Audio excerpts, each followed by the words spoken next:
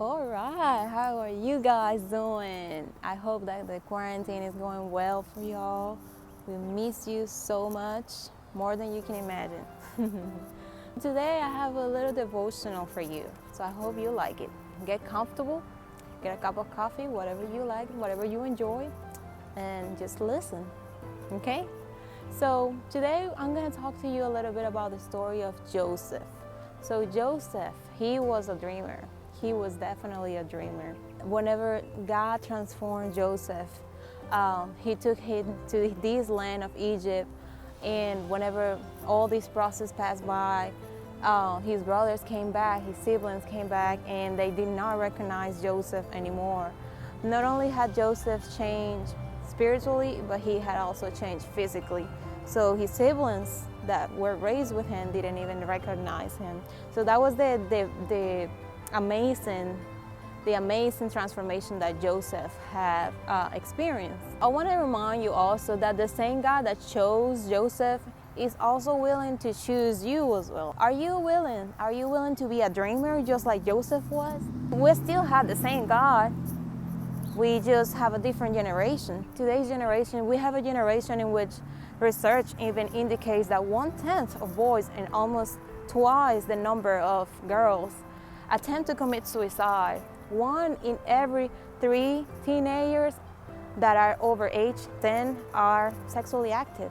So we are just living in a world that is crying out for God. It's literally just crying out for God. And you are that generation that is there to make that difference. Today, I'm gonna give you a couple of tools that can help you to become that dreamer. We have this time of quarantine right now, and you have a lot of time in your hands. God still wants to do great things, but are you willing to be a dreamer? Are you willing to take that time to ask God, what do you want me to do? What is your purpose for me? Because God definitely and most certainly has a purpose for you in your life, but are you willing to be that dreamer?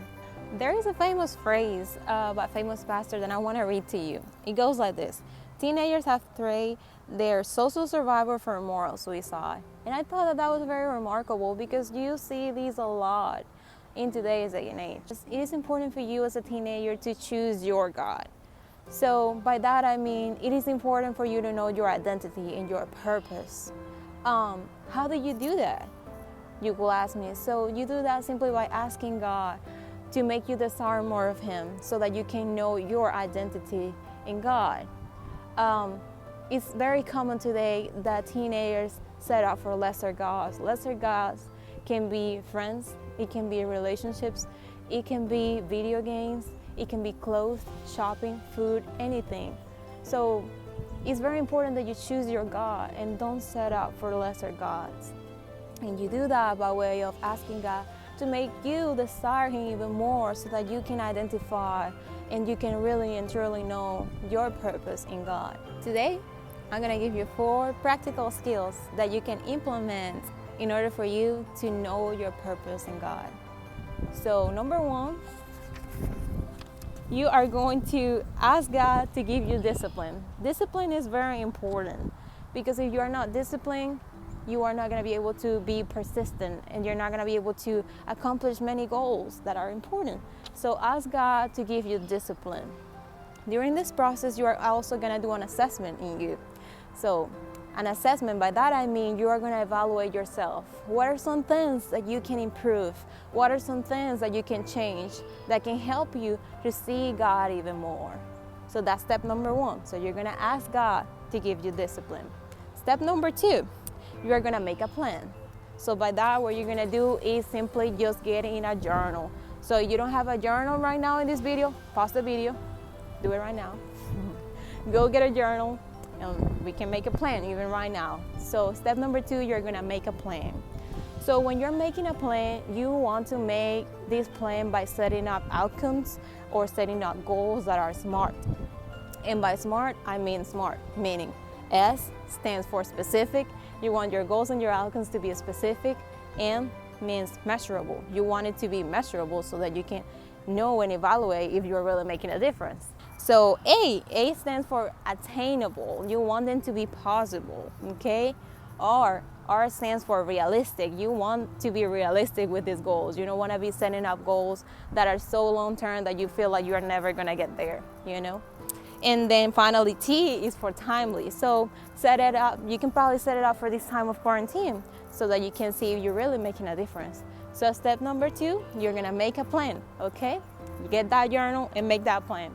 So step number 3, you're going to implement that plan.